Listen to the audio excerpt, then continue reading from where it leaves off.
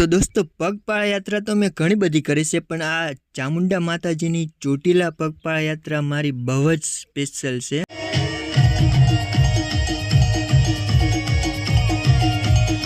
આજે આપણે જઈ રહ્યા છીએ એક એવી પવિત્ર યાત્રા પર જે માત્ર શરીર નહીં પણ મન અને આત્માની પણ સફર છે।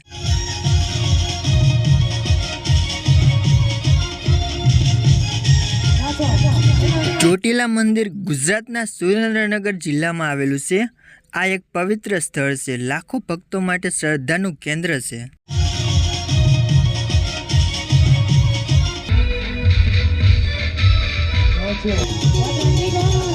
અમારી યાત્રા રાત્રે શરૂ થઈ હતી। રસ્તા પર એક જ માહોલ હતો, જય માતાજીના જય ઘોષ, ભક્તોના ગીતો અને દિલમાં ઉત્સાહ। દરેક પગલું થોડી થાક આપતું હતું, પણ ભક્તિએ થાકને પણ શક્તિમાં ફેરવી દેતી હતી।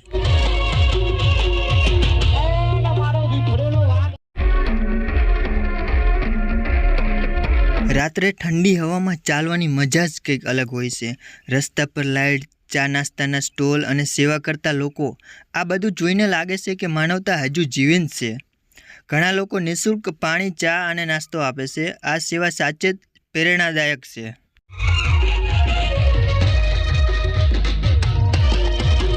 પગમાં દુખાવો અને ક્યારેક મનમાં આવતી શંકા, હું પહોંચી શકીશ કે નહીં, પણ એ સમયે માત્ર એક જ વિચાર, માતાજી સુધી પહોંચવું છે, અને એ જ ભાવનાથી આપણે આગળ વધીએ છીએ। ચોટીલા પર્વત આશરે 600થી વધુ સીડીઓ છે। દરેક સીડીએ એક નવી કસોટી છે, પણ જેમ જેમ ઉપર જઈએ છીએ એમ એમ ભક્તિ વધતી જાય છે, અને આખરે એ પળ આવે છે, માતાજીના દર્શન। આંખોમાં આનંદના આંસુ, દિલમાં શાંતિ અને આત્મામાં સંતોષ। એવું લાગે છે કે આખી યાત્રાનો અર્થ હવે સમજાયો। તો મિત્રો, ચોટીલા પગપાળા યાત્રા માત્ર એક ટ્રાવેલ્સ નથી, એ એક અનુભવ છે, એક શ્રદ્ધા છે, એક વિશ્વાસ છે। જો તમને પણ જીવનમાં કંઈક ખાસ અનુભવ હોય તો એકવાર આ યાત્રા જરૂર કરજો।